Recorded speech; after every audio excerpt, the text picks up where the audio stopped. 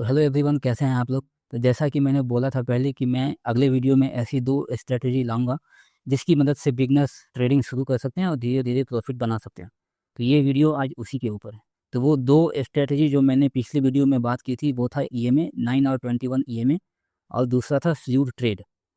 तो इसको आपको यूज कैसे करना है, कैसे इसको यूज करके अपना टारगेट सेट करना है, अपना एसएल सेट करना है, और कैसे छोटा छोटा प्रॉफिट लेके ट्रेड लेना है, कैसे किस जगह आपको ट्रेड से बचना है, वो सारा चीज़ इस वीडियो में बताऊंगा बैक टेस्टिंग के साथ। और देखेंगे कि ये कितना काम किया कितना नहीं किया। ये निफ्टी का चार्ट है, निफ्टी 50 का। आप इसको किसी भी चार्ट पे यूज कर सकते हैं, चाहे बैंक निफ्टी हो, स्टॉक्स हो, मिड कैप हो, कहीं भी यूज कर सकते हैं। मैं नॉर्मली निफ्टी 50 में ट्रेड करता हूँ। तो ये निफ्टी 50 का चार्ट है। और आप लोगों के पास ट्रेडिंग व्यू का प्रीमियम प्लान नहीं होगा तो फ्री ट्रेडिंग व्यू में आप दो ही इंडिकेटर यूज कर सकते हो। सबसे पहले आप इंडिकेटर में जाओगे, सर्च करोगे ईएमए क्रॉस। तो ये जो पहला वाला इंडिकेटर है ईएमए क्रॉस क्रॉस स्ट्रेटजी, इसको आप अपने चार्ट पे प्लॉट कर लोगे। प्लॉट करने के बाद इसके सेटिंग में जाओगे, फास्ट ईएमए को 9 कर लोगे, स्लो ईएमए को 21 कर लोगे। उसके बाद प्रॉपर्टीज स्टाइल में जाके एक क्वांटिटी और सिग्नल लेवल को अनचेक कर दोगे। उसके बाद पहले वाले प्लॉट को ग्रीन कर दोगे जो कि है 9 ईएमए का, और दूसरे वाले प्लॉट को रेड कर दोगे जो कि है 21 ईएमए का, और इसको ओके कर दोगे। तो ये आपका ईएमए का इंडिकेटर लग गया है, ग्रीन वाला 9 ईएमए और रेड वाला 21 ईएमए। उसके बाद अब दूसरा इंडिकेटर आपको लगाना है स्ल्यूड ट्रेड एसएमसी। ये स्मार्ट मनी कॉन्सेप्ट का इंडिकेटर है जो कि बहुत ही अच्छा काम करता है। ये इंडिकेटर लाइव मार्केट में प्लॉट होता रहता है। जब भी आपको किसी भी जगह कोई ऑर्डर ब्लॉक या सप्लाई जोन बनेगा, वो ऑटोमेटिक यहाँ पर प्लॉट हो जाएगा। उसके बाद जैसे वो सप्लाई जोन या डिमांड जोन ब्रेक हो जाएगा, ये ऑटोमेटिक वहाँ से हट जाएगा। तो ये दो इंडिकेटर लग गया। अब इससे समझते हैं ट्रेड कैसे लेना है। सबसे पहले बात करते हैं 9 ईएमए और 21 ईएमए को यूज करके ट्रेड कैसे लेना है और टारगेट कैसे सेट करना है स्ल्यूड ट्रेड के बेस पे। तो जैसे आप यहाँ देखोगे, इस एरिया के पास इस एरिया के पास जब मार्केट आई थी, आने के बाद मार्केट यहाँ पे थोड़ी देर टाइम पास किया तो यहाँ पर एक डिमांड जोन बन गया। तो जैसे यहाँ पर ये डिमांड जोन बना तो यहाँ पर आपको एक ग्रीन लाइन प्लॉट प्लॉट हो गया जो कि स्ल्यू ट्रेड एसेंसी का है। यहाँ पर ये ग्रीन लाइन प्लॉट हो गया। उसके बाद वापस से ये कैंडल इस सब डिमांड जोन को टच करने आया और टच करने के बाद ऊपर निकल गया। तो पहले समझते हैं कि ईएमए के बेस पे ट्रेड कैसे लेना है और टारगेट कैसे सेट करना है। तो अब यहाँ पे आप देखोगे मार्केट यहाँ पे गैप अप ओपन हुआ। गैप अप ओपन होने के बाद यहाँ पे काफ़ी देर मार्केट टाइम पास किया यहाँ पर। तो अब यहाँ पे एक ट्रेड बन रहा है। अब वो ट्रेड कैसे लेना है, तो ईएमए का रूल क्या है, जब भी 9 ईएमए 21 ईएमए के ऊपर हो तो उसका मतलब है कि मार्केट शॉर्ट टर्म के लिए बुलिश है। तो उसके बाद आपको वेट करना है क्रॉस ओवर होने के बाद कि कोई भी एक कैंडल वापस से 9 ईएमए या 21 ईएमए को टेस्ट करने के लिए आए, और टेस्ट करने के बाद वापस ऊपर की साइड निकले तो वहाँ पे हमारा एंट्री बन जाता है। अब जैसे देखिए यहाँ पर मार्केट गैप अप खुला, टाइम पास किया। टाइम पास सिर्फ इसलिए कर रहा था क्योंकि वहाँ पर उसको ईएमए को टेस्ट करना था। तो एक ईएमए को ये यहाँ पर टेस्ट किया, ऊपर निकला। फिर एक ईएमए को ये यहाँ पर वापस से टेस्ट किया, ऊपर निकला। तो या तो आप एंट्री यहाँ पर बना सकते हो या फिर एंट्री आप यहाँ पर बना सकते हो।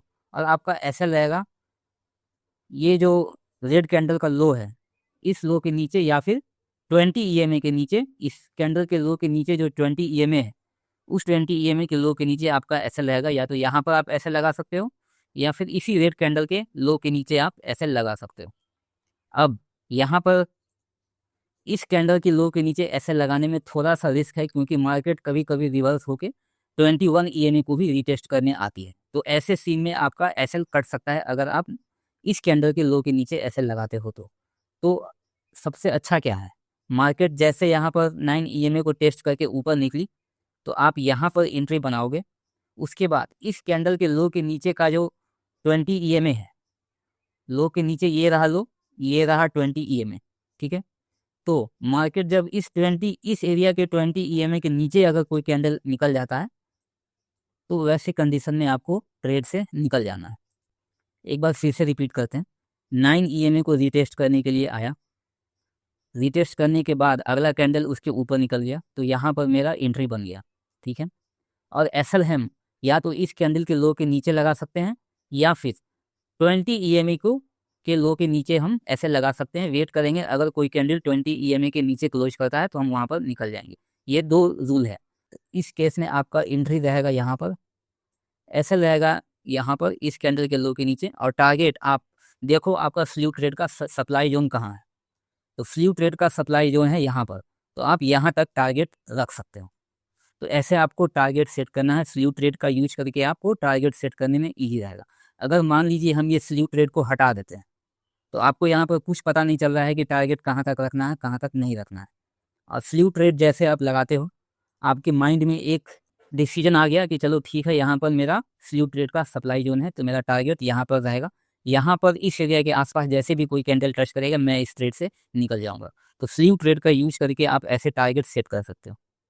अब दूसरा चीज़, मार्केट इस सप्लाई जोन को टेस्ट करके रिजेक्शन तो लिया है, लेकिन ईएमए अभी भी पॉजिटिव है। 9 ईएमए 21 ईएमए के नीचे नहीं निकला है, तो आपको वेट करना है कि एक बार 9 ईएमए जब 21 ईएमए के नीचे निकल जाए तब हम नीचे वाले डायरेक्शन में ट्रेड का प्लान करेंगे, जो कि यहाँ पर बना है। अब यहाँ पर ट्रेड लेना है कि नहीं लेना है, आइए वो समझते हैं। अब यहाँ पर देखिए 9 ईएमए 21 ईएमए के नीचे निकला, मार्केट शॉर्ट टर्म के लिए बियरिश हुआ। तो अब ईएमए का रूल क्या कहता है कि जब भी कोई भी कैंडल 921 ईएमए के नीचे निकले और 9 ईएमए भी 21 ईएमए के नीचे आ जाए तो मार्केट शॉर्ट टर्म के लिए निगेटिव हो चुका है। वहाँ पे हमको पुट वाले ट्रेड में प्लान करना है, लेकिन ट्रेड लेना कब है? हम वेट करेंगे कि कोई भी कैंडल वापस से थोड़ा सा पुल बैक ले, 9 और 21 ईएमए को टेस्ट करे और टेस्ट करने के बाद वापस नीचे निकले। तो यहाँ पर ऐसा कोई भी सीन नहीं बना है। इस कैंडल पे 9 ईएमए निगेटिव हुआ, 21 ईएमए के नीचे गया, मार्केट नीचे आई, वापस से रीटेस्ट करने के लिए ऊपर गई और ऊपर ही निकल गई, नीचे नहीं आई। इस वाले लो को किसी भी कैंडल ने नहीं तोड़ा, तो यहाँ पर मेरा कोई भी ट्रेड एग्जीक्यूट नहीं हुआ। और वैसे भी यहाँ पर 3 बज गया था, तो 3 बजे के बाद आपको कोई भी ट्रेड नहीं लेना है। अब दूसरा सीन समझते हैं, स्लीव ट्रेड के बेस पे आप कैसे ट्रेड ले सकते हो। अभी थोड़ी देर के लिए ईएमए को भूल जाते हैं। स्लीव ट्रेड के बेस पे आप कैसे ट्रेड ले सकते हो। मार्केट यहाँ पर आई, यहाँ पर आने के बाद मार्केट थोड़ा देर टाइम पास किया, तो यहाँ पर एक डिमांड जोन बन गया। ये ग्रीन वाला जो है वो डिमांड जोन प्लॉट हो गया स्लीव ट्रेड का। उसके बाद आपको वेट करना है कि कोई भी एक कैंडल वापस से रिवर्स होके इस डिमांड जोन को रीटेस्ट करे, रीटेस्ट करने के बाद वापस ऊपर निकले। तो जब भी ऐसा सीन बनता है तो आप वहाँ पर ट्रेड ले सकते हो। अगर डिमांड जोन को टेस्ट करके ऊपर निकल रहा है तो आप कॉल में ट्रेड लोगे, अगर सप्लाई जोन को टेस्ट करके नीचे निकल रहा है तो आप पुट में ट्रेड लोगे। अब यहाँ पर देखो, ये जो एरिया है इतना दूर, ये एरिया पे आपको ईएमए के बेस पे कोई ट्रेड नहीं लेना है, क्योंकि ईएमए यहाँ पे फ्लैट है। दोनों ईएमए एक दूसरे से काफ़ी क्लोज है, तो ये रेंज बाउंड का सिग्नल है। इस एरिया में आपको कोई ट्रेड नहीं लेना है। अब जैसे देखिए यहाँ पर मार्केट नीचे तो आई, लेकिन ईएमए का क्रॉस डाउन नहीं हुआ, 9 ईएमए 21 ईएमए के नीचे नहीं निकला, तो आपको वेट करना है। अब यहाँ पर 9 ईएमए नीचे आया, इस एरिया पे 9 ईएमए नीचे आया, तो अब वेट करेंगे कोई भी कैंडल वापस से 9 ईएमए के ऊपर जाके वापस से नीचे आए। लेकिन यहाँ पर कैंडल ऊपर तो गया, लेकिन रीटेस्ट करते ही वापस से ऊपर निकल गया, नीचे नहीं आया। तो यहाँ पे पुट का ट्रेड कोई नहीं बन रहा था। प्लस यहाँ पर एक डिमांड जोन था, तो यहाँ पर मार्केट वापस से डिमांड जोन को रीटेस्ट करके ऊपर निकल रही थी, तो यहाँ पे आपको पुट का ट्रेड प्लान नहीं करना था। यहाँ पर पुट का ट्रेड कब बन रहा था, अगर ये मार्केट अगर ये 9 ईएमए क्रॉसओवर होने के बाद ऊपर नहीं जाती, कैंडल नीचे आई, रीटेस्ट करके वापस से नीचे आती, इस डिमांड जोन को तोड़ देती, तो फिर यहाँ पे आप पुट का एंट्री बना सकते थे। कहाँ तक? इस डिमांड जोन तक। यहाँ पर आप पुट के ट्रेड में बने रह सकते थे। तो ऐसे आपको स्लीव ट्रेड और ईएमए का यूज करके ट्रेड लेना है। अब कोई दूसरा सीन समझते हैं।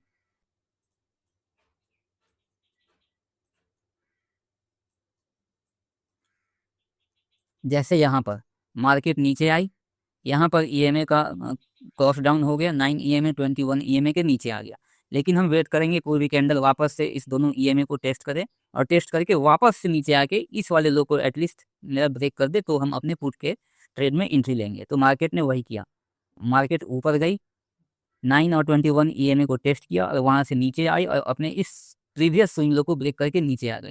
तो यहाँ पे आपका पुट का ट्रेड में एंट्री बन रहा था, यहाँ से आप पुट के ट्रेड में एंट्री लेते और मार्केट देखिए नीचे आ गए।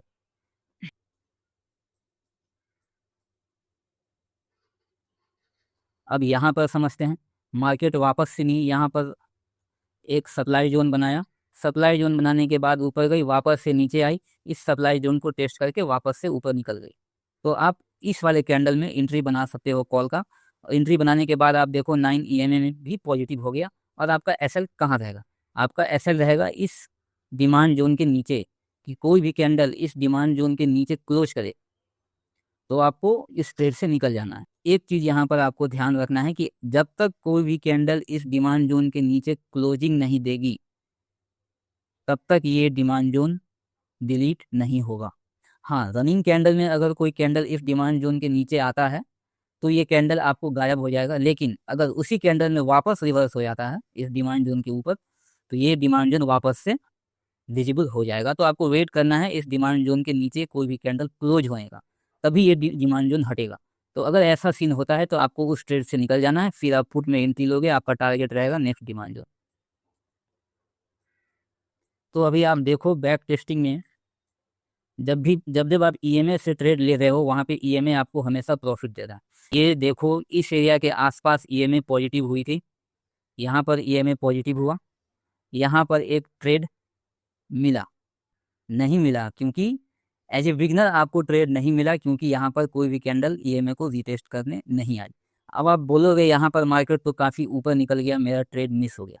ये सही है, ये ट्रेड आप कैप्चर कर सकते हो एक्सपीरियंस होने के बाद, या फिर एक और 9 ईएमए का रूल है जो मैंने अपने शॉर्ट्स में बताया था कि जब भी मार्केट 9 ईएमए के ऊपर हो मतलब मार्केट शॉर्ट टर्म के लिए बुलिश है।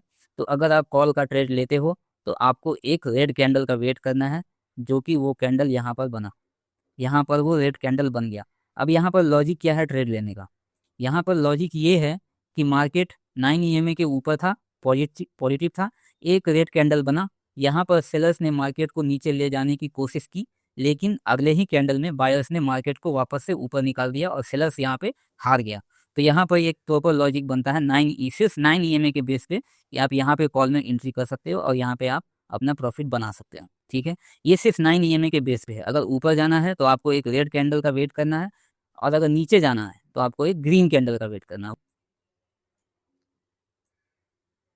जैसे यहाँ पर देखो मार्केट निगेटिव हुआ, ऊपर गया, एक ग्रीन कैंडल बना यहाँ पर, ये कैंडल 9 ईएमए को टच नहीं कर रहा है इसलिए हम ये वाले कैंडल को लेंगे। ये ग्रीन कैंडल बना यहाँ पर, जब भी कोई भी कैंडल इस ग्रीन कैंडल के नीचे निकलता है आपको उस ट्रेड में एंट्री कर लेना है और आपका टारगेट और आपका एसएल रहेगा उसके प्रीवियस वाले कैंडल का हाई, और आपका टारगेट यहाँ पे आप अपने प्रॉफिट के हिसाब से टारगेट रख सकते हो या फिर अगले डिमांड जोन तक टारगेट रख सकते हो। बट एक चीज़ ध्यान देना है कि अगर आपके टारगेट के आसपास भी मार्केट आ जाती है तो आपको निकल जाना है, ग्रीड नहीं करना है कि हमको पूरा यहाँ तक ही चाहिए। अब ये पूरा आसपास था और यहाँ पे एक उस डे का स्विंग लो भी था, तो आपको यहाँ तक का टारगेट रखना है, इस डिमांड जोन तक का वेट नहीं करना है। अब दूसरा सीन समझते हैं कहाँ पर आपको ट्रेड नहीं लेना है। ये देखो ये जो एरिया है यहाँ पर आपको कोई भी ट्रेड नहीं लेना है क्योंकि ईएमए फ्लैट है यहाँ पर, तो ये एक सिग्नल है कि मार्केट रेंज बाउंड है। अब वो कैसे समझेंगे, यहाँ पर ईएमए का क्रॉसओवर हुआ, क्रॉसओवर होने के बाद ये उस टाइम फ्रेम का यहाँ पर लो बन गया, उसके बाद कैंडल उसके बाद वापस ईएमए को रिटेस्ट कर रही है हम तब तक पुट में नहीं घुसेंगे जब तक इस ट्रेड में मेरा इस प्रीवियस स्विंग लो का मेरा लो नहीं कटा है, हम तब तक इस ट्रेड में नहीं घुसेंगे। उसके बाद मेरा एसएल रहेगा इसी स्विंग लो का हाई, यहाँ पर हम एसएल रख लेंगे या फिर एज ए बिगनर्स आप छोटा एसएल ये वाला एसएल रख सकते हो। यहाँ पे आप एसएल रखोगे, उसके बाद जैसे इस लो का कोई भी कैंडल इस लो को ब्रेक करती है आप पुट में एंट्री कर लोगे। यहाँ पर देखो मार्केट ऊपर तो गई।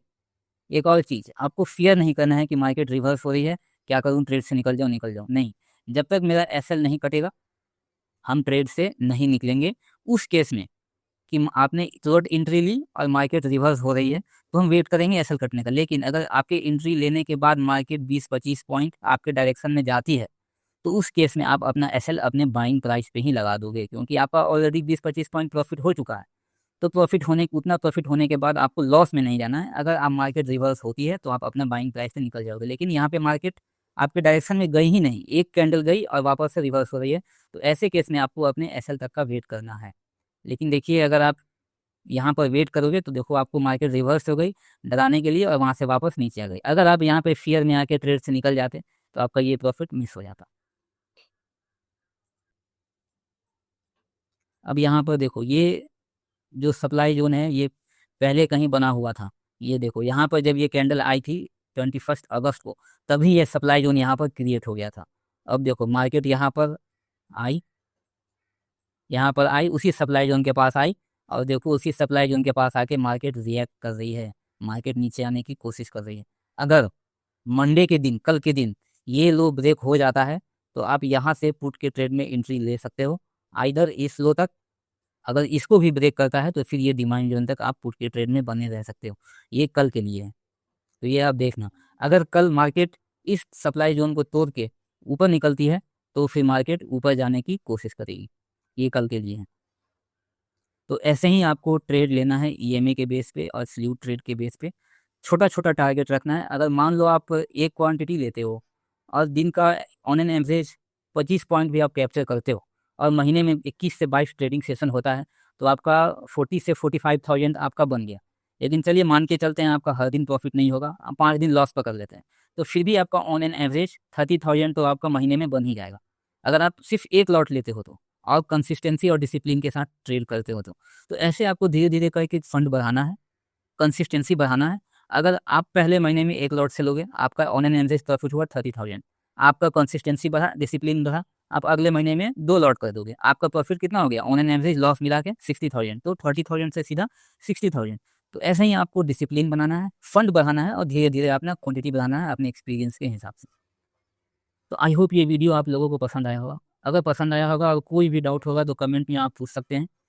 तो इस चैनल को सब्सक्राइब करें ताकि मेरा आने वाला हर वीडियो का नोटिफिकेशन आपको सबसे पहले मिल सके। तो मिलते हैं अगली वीडियो में। Okay, thank you.